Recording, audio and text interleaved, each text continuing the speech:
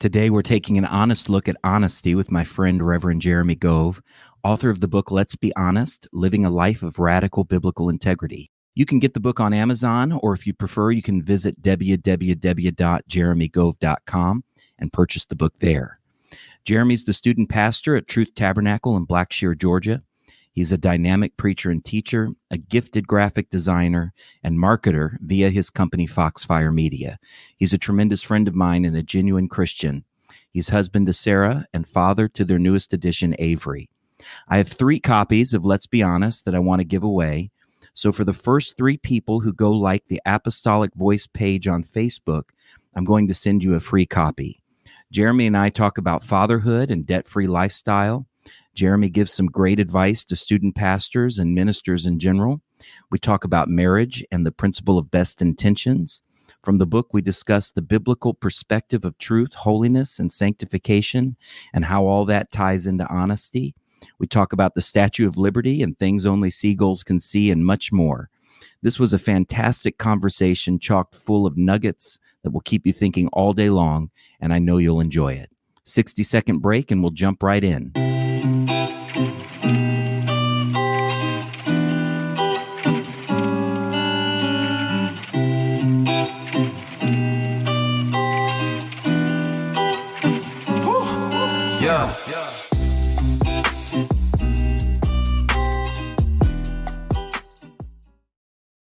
Let me tell you about Anchor. It's the easiest way to make a podcast, and best of all, it's absolutely free to get started. There's creation tools that allow you to record and edit your podcast right from your phone or computer. Anchor will distribute your podcast for you so it can be heard on Spotify, Apple, and all the other platforms as well. It's important because it's hard to get a podcast started. I've tried in the past. It's hard to get it off the ground. It can be very complicated. Anchor does a great job of making it user-friendly and kind of keeping things in one place for you, which just helps you organize your thoughts. And as you get better and better at it, Anchor's just a great central location for you to have all your workflow. It's everything you need to make a podcast in one place. If you've been thinking about podcasting at all, download their free Anchor app. Just go to anchor.fm to get started. You can also find their app on Apple and Android devices.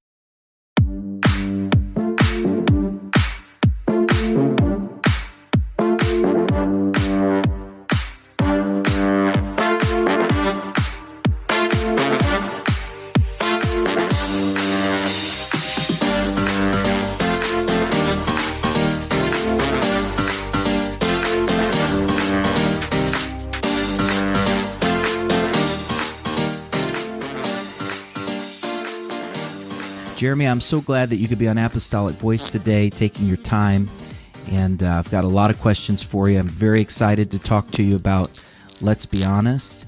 I'm excited to give the book away to a listener as well. But before we get into the book, I wanted to ask you a few personal life questions. First of all, you're a new father, and I wanted to ask you how that's changed your life and what it's like being a father.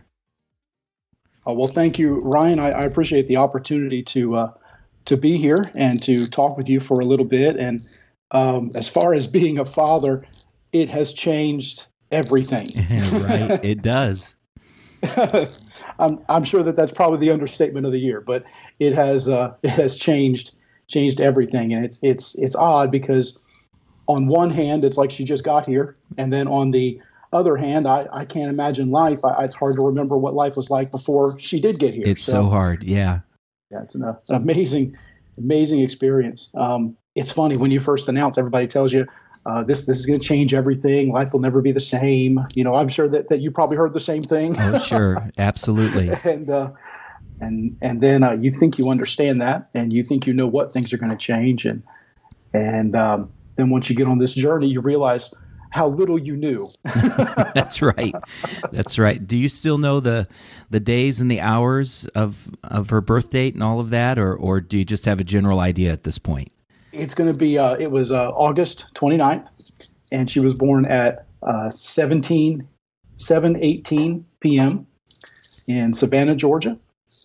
And she was 4 pounds. No, she was 5 pounds, 8 ounces. Wow. Well, I'm so happy for you guys. She's a beautiful baby. And I know you're very excited to be a father, and it really does. It changes your life from this day forward. Yes, very much so. So with that being said, you and I mentioned it via text, and I saw it on Facebook. I saw that you and your wife had gone through the process of becoming completely debt-free. I feel comfortable asking you about it because you put it on social media, but what was that process like? I know a lot of people who have tried to do kind of the Dave Ramsey. I don't know if y'all did Dave Ramsey or not, but people have tried to do the Dave Ramsey, and it was incredibly successful, and then some people started, and it was frustrating. How was that process for you guys? I know a lot of people listening are interested in that. Well, thank you. We are debt free, and we did go through the Dave Ramsey program, and we're on baby step 6 at this point. And it was challenging. I'm not going to, I don't want to downplay it. It is challenging. There are some challenges to it. It was grueling at some points, but at the same time, it was also, very exciting, very empowering, especially when you get to the point in the debt snowball where you see things start to pick up with momentum. You see momentum start to build, and you see debt start to fall away, and you realize that you go from this desperation of, oh no, we have to do something, to we are doing something, to okay, this is working, this is real. It looks like we can actually get somewhere with this, and it was an incredible experience overall. And of course, this is a lifestyle change. This is something that we will continue to do as far as living on a zero-based budget and going through all of that process, having a monthly budget meeting, and being cognizant of where our money is going, and basically telling our money where it will go, and instead of looking at our paycheck and wondering where it all went. And of course, the goal of all of that, is with us, it really was not to build wealth or to invest in mutual funds or even to pay for a new car in cash, although we did do that. That was a really cool thing to do. That is cool. But the goal has always been with us to give. Because of that sacrifice, we can give, we can bless, we can better build the kingdom. And that's a personal philosophy of both Sarah and I, of both my wife and I, is that we both believe and we both act according to the principle that if we've been blessed to be a blessing. Amen. And so that's the goal. So it's very exciting, but it's also very humbling as well, because it's not our money, it's God's money. Right. He simply trusted us with us, and we are to be good stewards with that. That's one of the things I love about the Dave Ramsey program is he really does focus on the spiritual aspect of being in control of your finances, which enables you to be a giver and not just a taker, or a giver and not just someone who wishes they could give, but you're able to give. And I love that about Dave Ramsey. I've listened to his podcast a lot over the years. He talks about, you're going to live on rice and beans and rice. Did y'all have to do any beans and rice or anything like that? We did, but I'm going to tell you right now, my wife is a beans and rice connoisseur. All right. So awesome. If it was up to her, she could live off of beans and rice and be completely happy. So she's got all the different ways that you could prepare it and whatever. I think I was the one that struggled. I'm a steak and potatoes kind of guy. Yeah. But we made it. Good. Man, that's awesome. I'm so happy for y'all. And would you recommend other people do it? Is it the kind of thing you say this is good for young couples to do?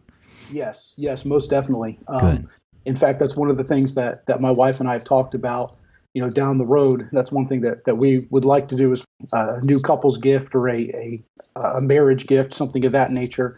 Maybe gifting Financial Peace University, or it's called Ramsey Plus now. They've gone through a rebranding process, but gifting that to people, because it really is a life-changing experience. And the biggest thing that changed with that is, again, this idea of it's not our money, it's God's money, and we're called to be good stewards of it.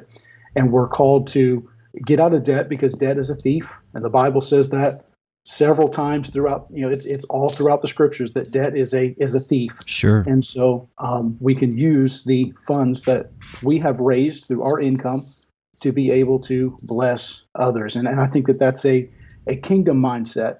And I think it's something that God is pleased with. When we seek to bless others, we live like no one else, so that later on we can live and give like no one else. I think that's tremendous. I really do. That's inspiring, and I know that inspires a lot of people hearing that. Now, Jeremy, you wear a lot of hats, and I understand how it is at taking one off and putting another one on. Among the many hats you wear, you're a student pastor and a minister and a great preacher and teacher, by the way. And I don't want to focus. We're going to focus mostly on the authorship side of things and your book, but I wanted to take a moment for young ministers and youth pastors, student pastors. I age myself when I say youth pastors, so forgive me for that. But I wanted to give you a quick moment to just share a short piece of advice / encouragement that you might give fellow student pastors who are listening right now. I actually have two pieces of advice, and I'm going to preface this by saying that they're very, very simple, because what I found is that the simple things tend to make the greatest impact. Living for God has its challenges. Of course, we live in challenging times. There's a lot of uncertainty in the world right now. A lot of things have shifted. A lot of things have changed.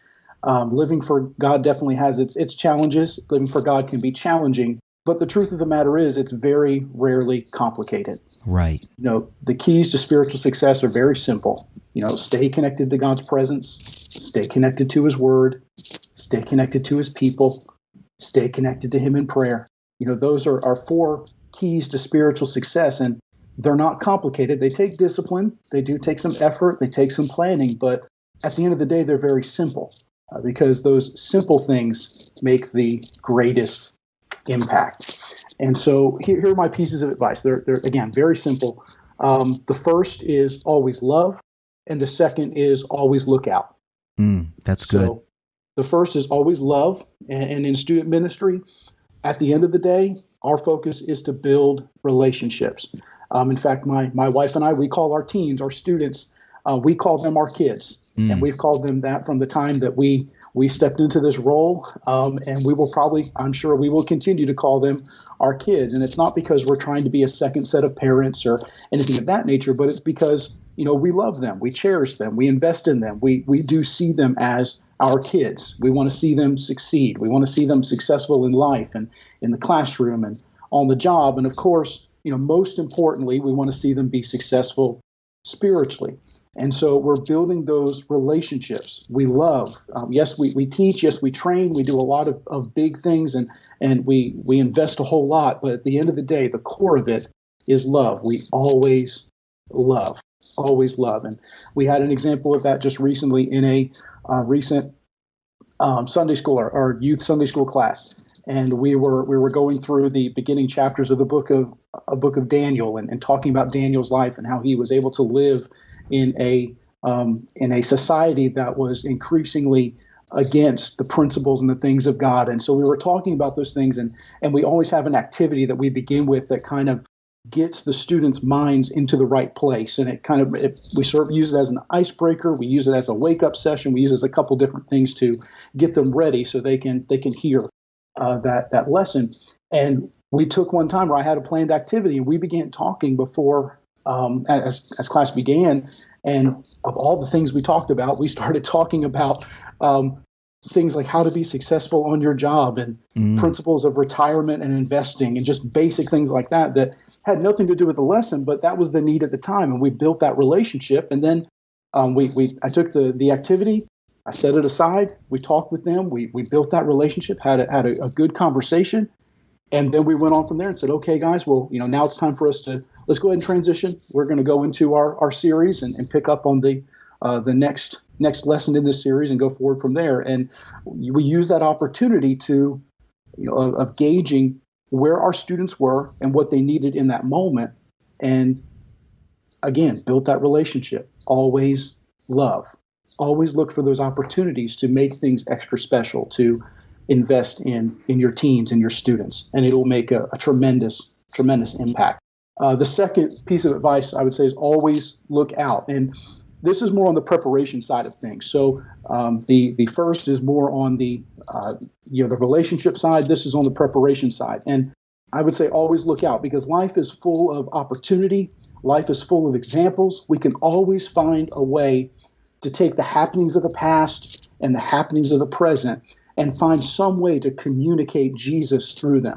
Right, and, right. and I've done a version of this for years, and Brother Scott Graham is the one that really made it popular. But I've always had a source file of stories and ideas and 2-sentence thoughts, and it might be one sentence, it might be one chapter, but I have a source file that I go through, and as I think of something or as I come across a good story or a good example, I store it in that document, and then I'll go back and retrieve it later on.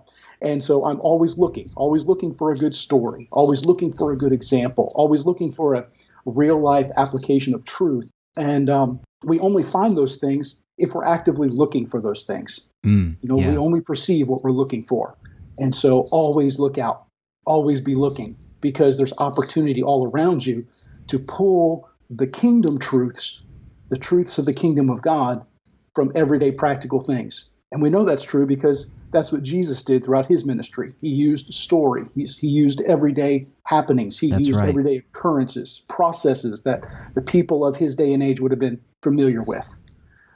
So always be looking. So always be loving, always love, and always be looking. Always look out. That's outstanding.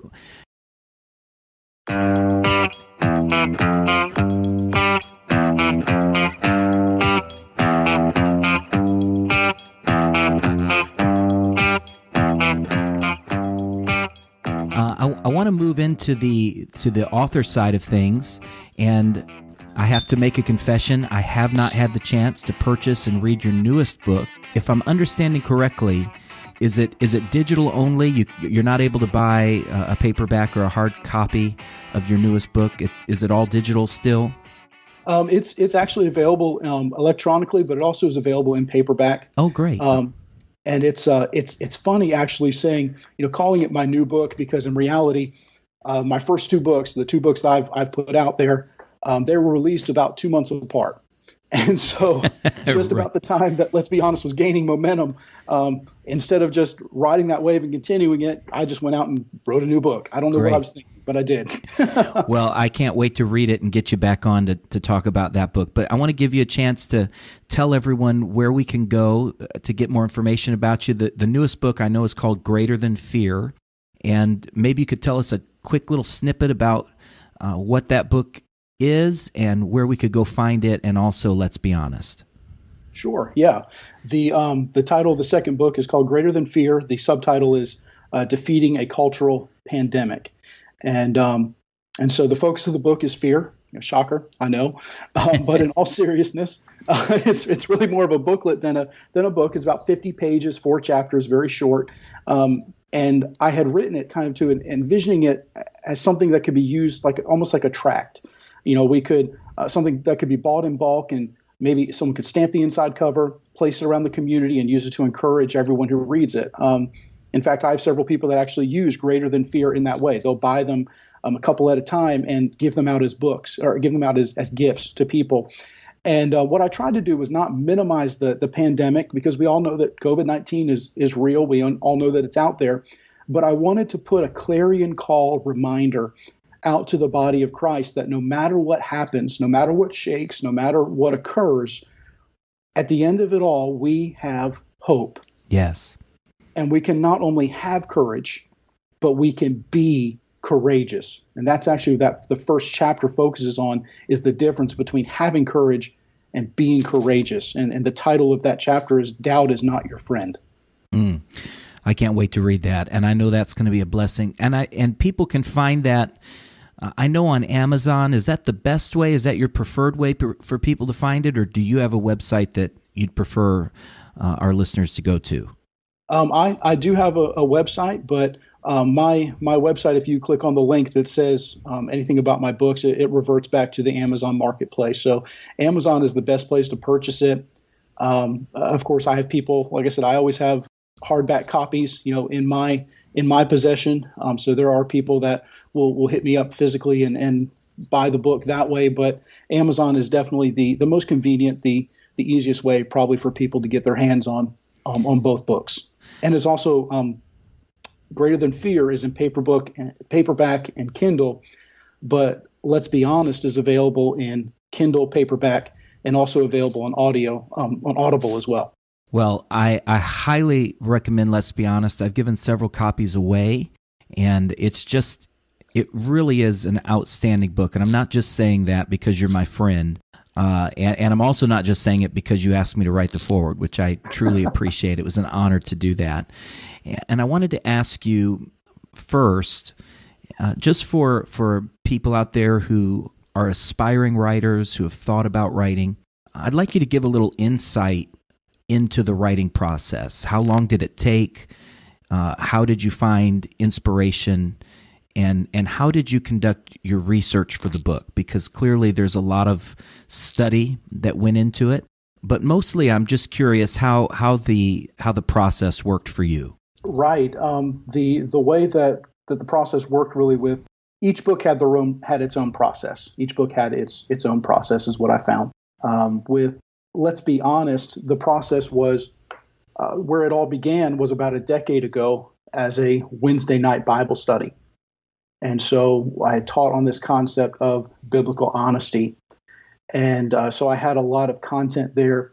And I had taught it out at a couple different places. I'd been asked to speak on the topic at other locations. And of course, as it is, anytime that you preach a message in multiple locations or you teach on a topic multiple times, more and more, I would always glean more and more information. And so I was always compiling that and adding it to it and taking this out and adding this in and going through. And so Let's Be Honest really began as a Wednesday night Bible study. And that's where the structure and the study for a lot of that came from. And so the entire length of time it took to write Let's Be Honest was about a year. It took me about a year from the moment that I took this curriculum that I had taught and said, okay, I'm going to turn this into a book. And so then, of course, just as it was all the way up until this point, I was taking out elements, adding in elements, editing. My wife is my editor. That's what she does professionally. So she finds great pleasure. Yeah, it's a blessing, and she finds great pleasure in making my manuscript bleed red. It's a blessing and a curse. It is. It really has strengthened our marriage. Right. And so, if you read the book and you're like, "Wow, the rhythm, the flow of this is really great," that chances are that isn't me. That's probably my wife's. None of that's you, is it? Exactly. Yeah, she just makes me look good. That's awesome. I love it. Now, I wanted to ask you too. You have a lot of. I know you're a reader. I know you love to read. You have so much, and I'm going to come back to this in a moment in another question. But you have so many real life, I guess you'd say, true stories, historical stories that become illustrations, if you will, at the beginning of each chapter. It's one of my favorite things about the book. What is your process of researching? Do things recall to your mind that you've read, or do you actively search for them? How is that process of finding illustrations like that work for you? Yeah, it's actually a little bit of both of those things. So I'd alluded to this earlier about my source file that I use, that I'm constantly going through and pulling stories and things that I find and saving them in that source file, and that's where some of that content comes from. But the other part of it too is I will Google search. I'll read. I read a lot, so there's always things you can pull from other books that really stand out. And then of course I'll read the news and go through and look through for interesting stories. And sometimes I'm not even actively looking for an illustration. I'll just come across a story and say, wow, that's really cool. I could probably use that. I don't know how, but I can use it someday. Sure. And so I'll save the link and put it in my source file. And then there's other times where Google is my friend. I'll bring up Google and search for an example about this. And then as it usually is, one thing I caution people about doing research that way is that I will find an illustration and say, okay, this is a great story. Then I'll do research on the story and be sure that it wasn't romanticized, or be sure that things weren't added to it or taken away, that it is historically accurate before I utilize it. Sure, because just because Wikipedia says it doesn't mean it's so, of course. Exactly. Now, this is a similar question along the same vein, but I know for me, writing a book is daunting just because it's so hard for me to settle on a subject and commit to it fully. That's why I think blogging has become a passion of mine. It's just easier because the commitment and the time is manageable. But what gave you the desire to put so much time and energy into the subject of honesty? I know you've mentioned that it was a lesson that you were teaching, but obviously you're passionate about it. What inspired that passion initially? Yeah, I think that it was when I came to the realization, it is the critical point, the hinge point, the crux of the entire book. When I came to the understanding of the Hebrew interpretation of the word honest, the rabbinic understanding of what it means to be honest, and that the fact that there is no Hebrew word for honest, there is only the word for truth. And of course, we call ourselves people of the book.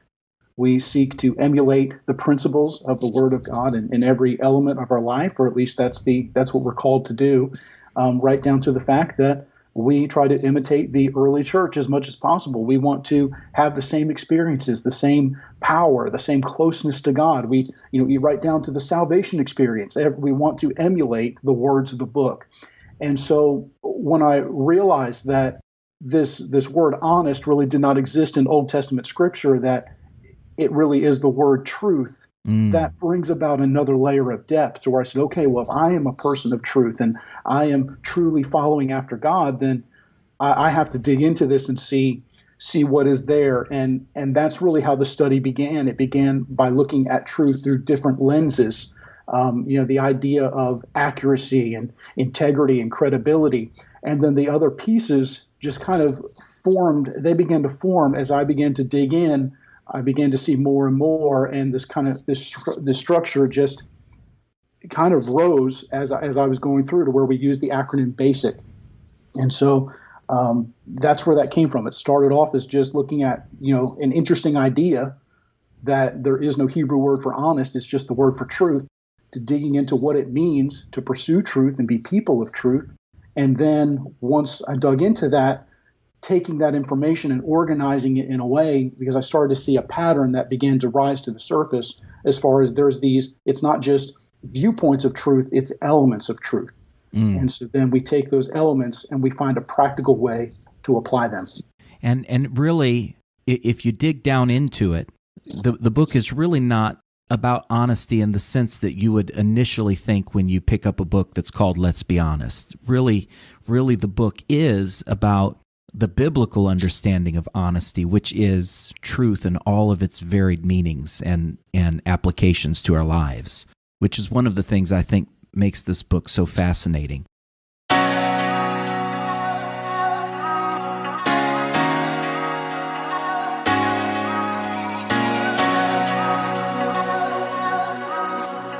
I want to switch gears for a second, and I want to wade into the topic of marriage. There's a tremendous little point that you make in chapter 2 called the principle of best intention. And maybe for the young married and even the older married folks out there, you could explain what the principle of best intention is and how that relates to our lives and to the biblical understanding of honesty. Right. The concept of the principle of best intention, it was really a life-changing concept when I discovered it. And when I discovered it, ironically, is when Sarah and I had become engaged. And we both are avid readers, and I actually go over this a little bit in the book, that we're both avid readers. We're both book nerds, and it just is what it is. That's why it works, I guess. That's great. So we're drawn to the same things. And what we started doing is I tried to read every book that I could get my hands on, at least the ones I knew were of good quality, about building a solid marriage. And because I wanted to make sure that we started off on a good foundation, because I knew we understood the biblical concepts as far as, we are both dedicated to truth. We're dedicated to the kingdom.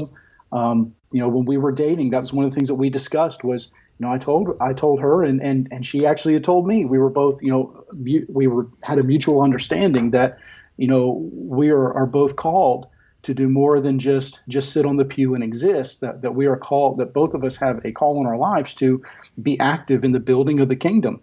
And so there was going to be a lot of sacrifice, and there was going to be a lot of work, and and there would not be a lot of coasting really in our lives. And so we had both expressed those same things to each other when we were dating.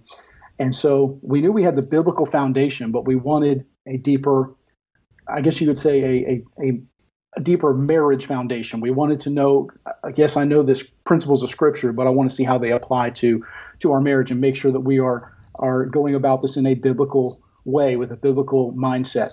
And so one of the concepts that I discovered was the principle of best intention. And the principle is simply this. It is assume that your partner has your best intentions in mind. That's so good. So anytime that there is a misunderstanding, anytime anything happens, anything is said, you assume, at least with your partner, you assume that they have your best intentions in mind, that they do not intend to bring harm to you, that they are not being malicious, they're not trying to do bad things, but they only have good thoughts and good intentions towards you. And so if you assume best intention, it disarms a lot of offense. It sure does. It's ironic, really, if you think about it. Offense is defense. Offense is a defense mechanism. This person tried to hurt me, and so I feel offended. And right. so, and I'm going on the defensive. Exactly. And so if we disarm offense at the door, it doesn't have a place to fester. It doesn't have a place to grow, and it doesn't have a place to cause division. Now, I'm not saying that you should go around and believe that the world is sunshine and rainbows. Everybody has good intentions towards right. you. That could end badly. But when it comes to your marriage, when it comes to your partner, assume that they have the best of intentions towards you, and suddenly it disarms a lot of potential offense, because even though you may not understand why they said what they said or why they did what they did, if you assume best intention, it disarms it before it's able to cause damage. Wow, that's tremendous advice. And it's great advice in our relationship with God as well. Exactly. And that's really the parallel that I saw as I was starting to write about this concept, is that there's a parallel between us assuming that our partner has our best intentions in mind. We look at God the same way. We assume that He has good toward us, that He has good intentions toward us, that we can trust His will, we can trust His purpose, and that even though life may not be perfect and there will be struggles and there will be problems and everything else, we also know that God has good intentions toward us. He has a purpose faced toward our lives. And so if we take the principle of best intention and we apply it to God, it then enables us to trust God on an even deeper level. Because when we don't understand and we don't see the why and we don't know all the details that are going on, we can rest and we can trust in that understanding that, God, I may not understand, but I know that you have only good intentions toward me. I hope people will grab this little principle here, because it's simple, but it really is, I believe, a life-changing thought if we apply it to our life in marriage and in our relationship with God as well. This has the potential to change a lot of people's perspective in life and give them a new outlook and new clarity. One of the things that stood out to me, so many things, and we could be a 3-hour podcast here, but in the chapter that you called Living in a Photoshop Culture, you talked about the follow your heart philosophy. And that's one of my greatest pet peeves in the world. If you know me, when I hear that, it just makes my inside just clench. I'm just, I can't stand that. And you touch on it in chapter 3. Talk to us about why challenging that philosophy was so important to a book about honesty. Right. It really comes down to the fact that our heart can be deceived. And the Bible is very clear on that. And the Bible really does not have a lot of positive things to say about following your heart. If anything, it has very negative things to say about that concept. It says that the heart is deceitful above all things. It says that that it can be our hearts can be easily turned astray, or there's a lot of things that are talked about in the scriptural paradigm about following our heart. Yeah. And so when it comes to this concept with the things of God, the whole purpose of the chapter that's titled "Living in a Photoshop Culture." It's talking about the idea that I can pick and choose what things of God I want to follow and what things I don't. The danger of that, and following your heart falls very closely in line with that. And so what we do is we establish that there is a standard by which we measure everything, and that is in the chapter that we call it's the chapter on accuracy, and the idea is that there is a standard by which we measure all things, and that determines how accurate they are. Accuracy assumes that there is a standard by which to measure all things, and so truth says that there must be accuracy.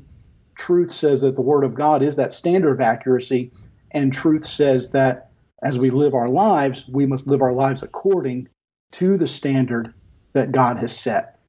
And so we are called not to follow our hearts, but we are called to follow God and allow God to have the steering wheel of our lives. God will lead and guide our hearts, and we follow Him. So we place our hearts in His hand, and He leads us, and He guides us, and He directs us.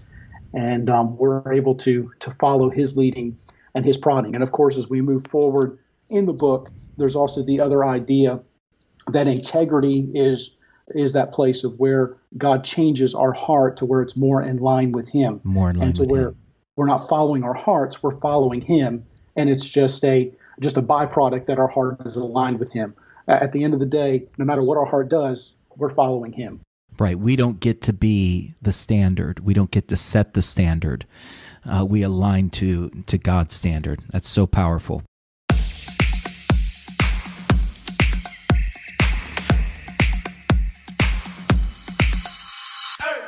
Unless you're living under a rock, you're aware that free speech is under assault right now. Big tech is increasingly censoring religious programming and making it hard for Christians' voices to have a digital platform. I predict this problem is going to worsen as time goes on.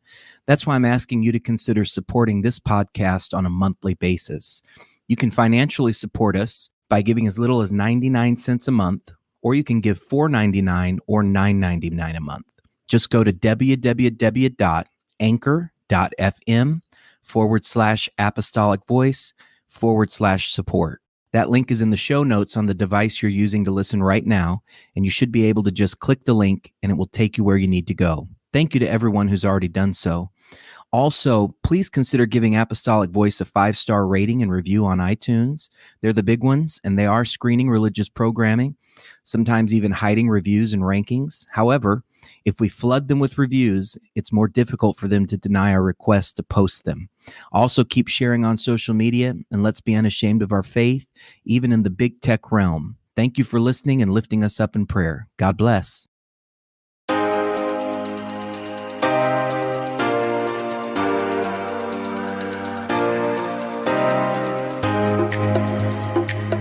I love the way, I already said it, but I'll say it again. I love and I envy, by the way, the way you begin each chapter with a fascinating and completely relevant true story. And my favorite example of that is in chapter 5, which is about integrity. You called the chapter Things Only Seagulls Will See. It's a captivating story about the Statue of Liberty, and I don't want to give all the stories away because I want people to buy the book and read it. But can you share this one story and give us the message contained in it? Sure thing. Now, I'm just going to be upfront and honest. No pun intended. Well, maybe a little.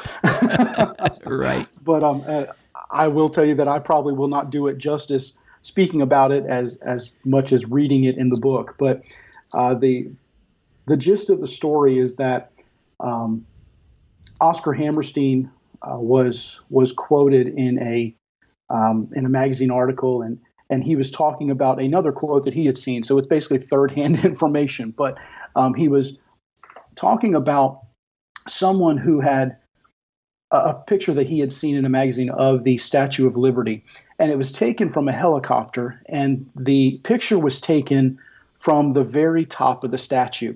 So most of the time that we look at the Statue of Liberty, we see it from the harbor. You know, we see it from the ground level, or we might see a zoom in of her face or something of that nature. But this picture was actually taken from directly above the statue.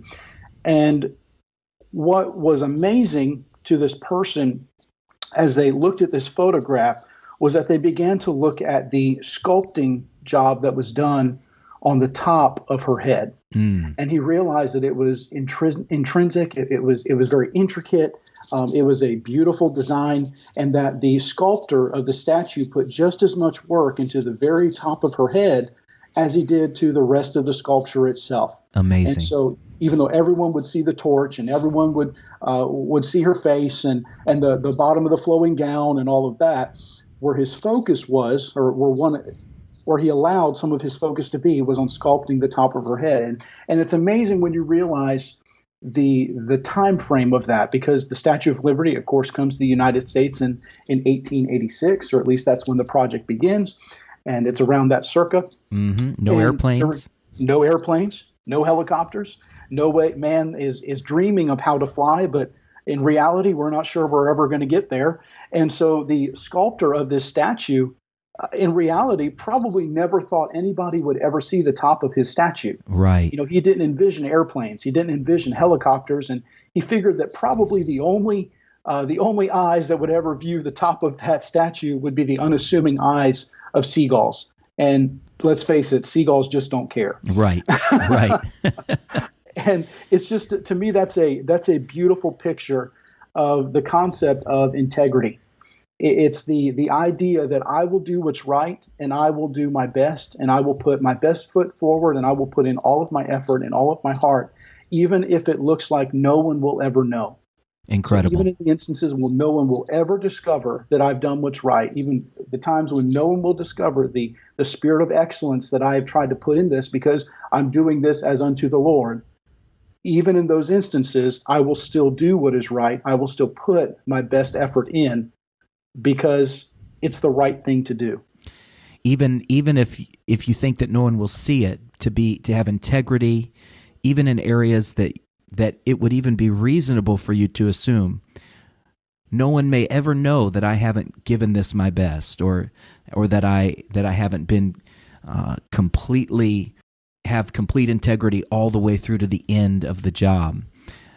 It shows us such an amazing illustration of just integrity and hard work and faithfulness, even when you don't think anyone would see it. That story it blew my mind when I read it, and I love that. What a perfect illustration for that chapter. I want to jump to chapter 7, and I hate having to skip through so many things, but in chapter 7 you detail the story of Gideon from the book of Judges. And you talk about how Gideon started strong by obeying God and tearing down his father's idols. But after obtaining victory over the Moabites, he, of course, made an ephod, an instrument of worship.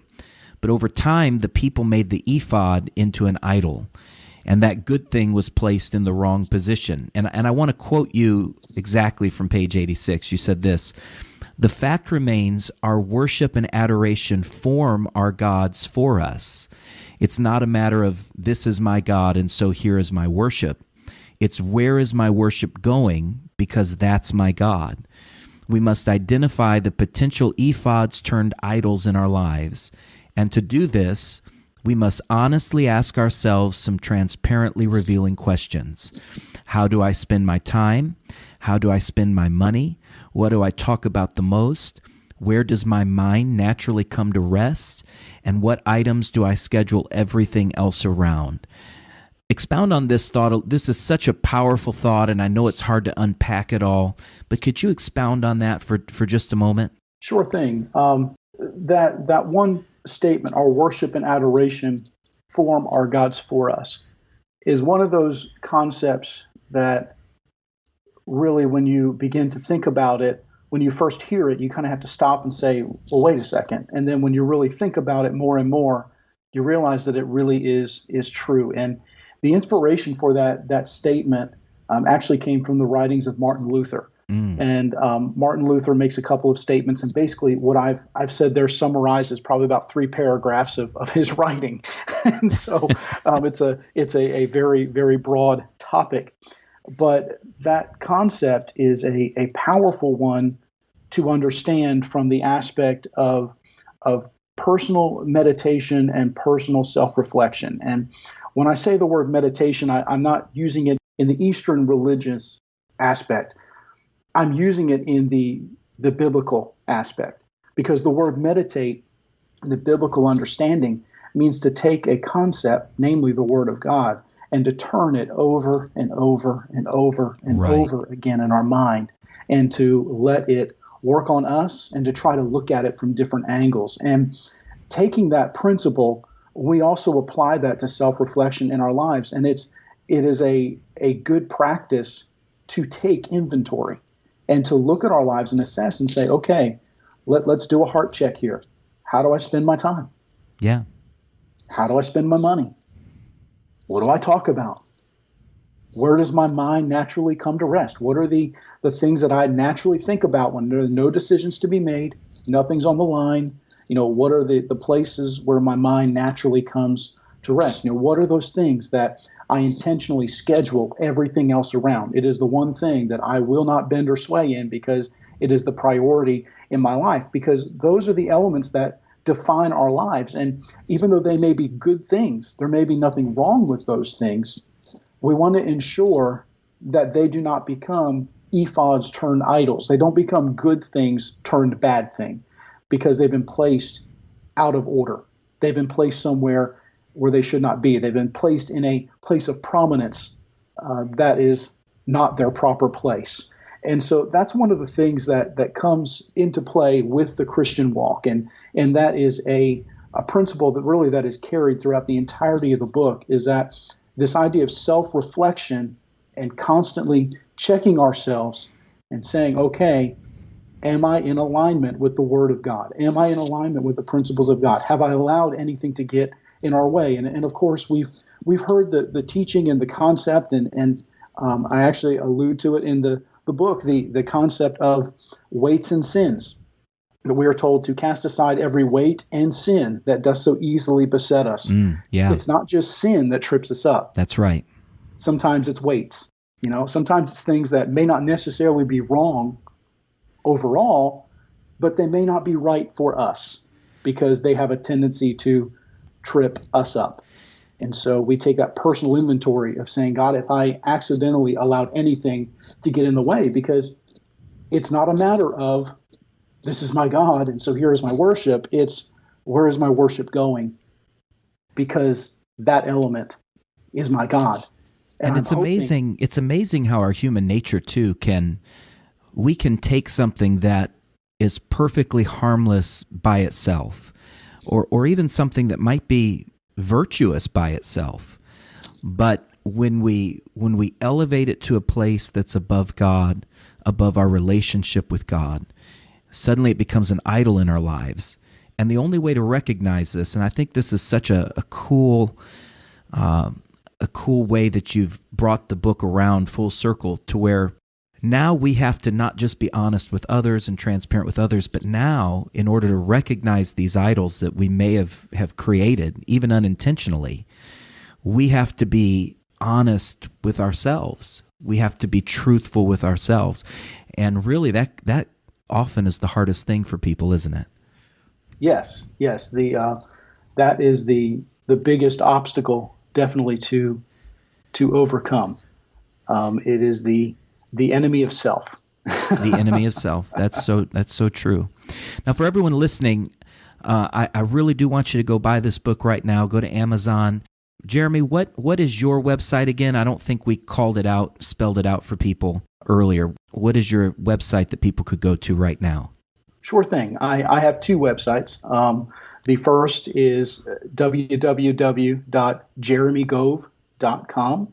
Gove is spelled G-O-V as in Victor, E. So jeremygove.com. And the other web address is www.foxfiremedia.org. And that's just another hat of Jeremy's. He's also a tremendously talented graphic designer and marketer.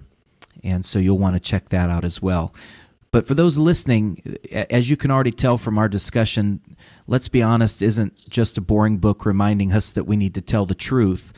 All throughout the book, Jeremy, you weave in this mantra of holiness and sanctification, and how those things are intrinsically tied to honesty. Can you give a short version of how that theme began to permeate your thinking? I don't think even among apostolics, most people, we know it's there, but we don't always connect the dots of how honesty is tied to our holiness and our sanctification. Can you just connect those dots for us quickly? Sure thing. One of my favorite scriptures, one of my favorite Psalms is Psalms 24, which is ironic because if you ask most people, their favorite Psalm is Psalm 23. That's usually where they stop. But that is ironic. The very next Psalm is actually the one that I really do enjoy digging into, and I always find more there. And it's just an action-packed Psalm, and it's describing going up into the temple of the Lord and who has access to that and how great God is. And it's amazing for worship. And there's a lot of things that tie into that. But one of my favorite portions of that chapter is that as David is writing, he talks about this concept that who shall ascend into the hill of the Lord? And he names off these things. And one of the things he says is that he that has clean hands and a pure heart. Yeah. And it's amazing because you have God making this differentiation, this difference between the work of our hands and the state of our heart. And that it's not enough to have a pure heart, but I have to have clean hands. Clean hands, yeah. And it's not enough to have clean hands, but I have to have a pure heart. That's so good. So you've got to have both, because you can do the right thing for the wrong reason and be wrong. That's right. And you can do the wrong thing for the right reason and be wrong. You can do the wrong thing for the wrong reason, and of course you're wrong. But yes. If you do the right thing for the right reason, it's amazing what that opens up when we have a pure heart, we have clean hands and a pure heart. And that really is the biblical paradigm, I believe, when it comes to our lives. We are called to be people who God has purified our hearts.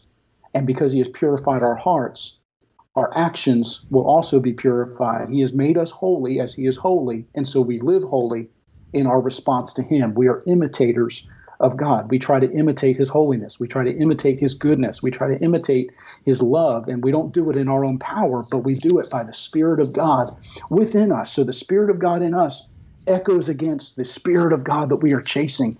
And so there's this changing that happens to where, as the people of God, as people of the book, as people of truth, we are pursuing truth because we are pursuing God himself.